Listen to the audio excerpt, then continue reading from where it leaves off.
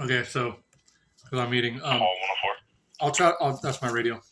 So I'll try to make this as quick as I can. I've been having dreams about the economy crashing and collapsing and money being no good.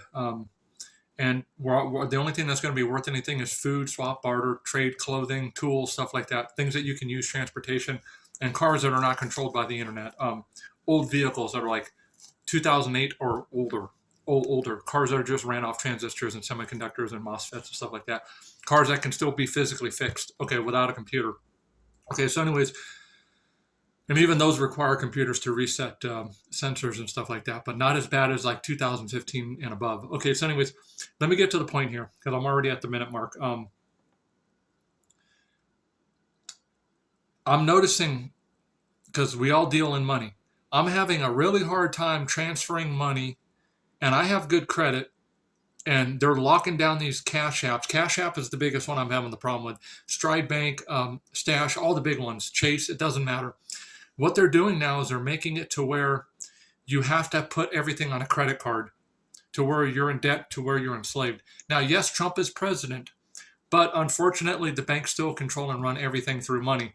Because as long as money is around, money controls everything. The truth goes silent when money talks. When money talks, the truth takes a walk off a plank and a pier and goes deep into the ocean, and the sharks eat it up. Okay, that's what happens to truth when money's around. Okay, so the problem I'm having now, I'm going to tell you this right now. Take all of your money every time you get paid and pull it all out the bank. This is what my dad does, and we seem to have money towards the end of the month. Not a lot of money, like 10, 20, but before we were negative on everything, and just let the fucking account go negative. Um, pay the extra $5 a month for the overdraft. Who gives a shit? Because it's a lot cheaper than going negative. Pull all your money out of the bank the second you get paid. My dad's been doing this for the last couple of years now, 2, 3 years now, and it's been working for us. Because if you leave the money in the bank, they can get it, they can attach it, they can lean it, and now you can't even transfer from one bank to another unless it's a credit card. So you can no longer use a debit card. So that pretty much stops me dead for a lot of shit. It stops me dead for right now. My friend needs like $20 to go get some food. I can't even get it to her through Cash App because I don't want to put it on a credit card. I don't want to pay fucking 30% interest to give my friend $20. I'm not going to do that. And then the only way I can do it is if I transfer it from Chase to Stash to Cash App. I have to do it three ways. Guess what? I'm going to lose $6, $7 in the fucking process. $8.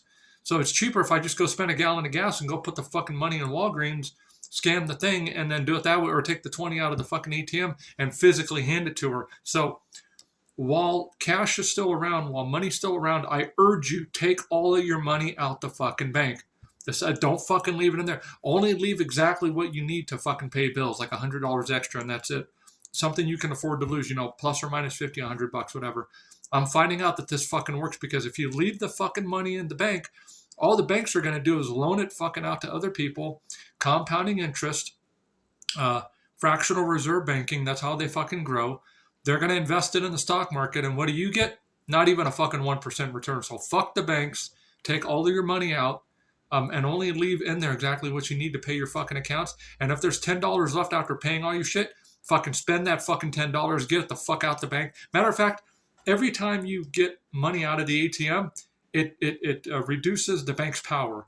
When you physically, even though our fucking money's worthless, um, I dropped a great whatever. Our fucking money's worthless. They print it. Our money's it's fucking worthless. I mean, I'm surprised why a loaf of bread isn't $1 million fucking dollars by now, because we have so much fucking U.S. currency flooding the whole fucking world market. Um, but yeah, take all your fucking money out the bank because they're locking these fucking money apps down. And they're changing them. And last week I was able to do it. This week I can't fucking. Well, 2 weeks ago I was able to do it because I don't really go on Cash App.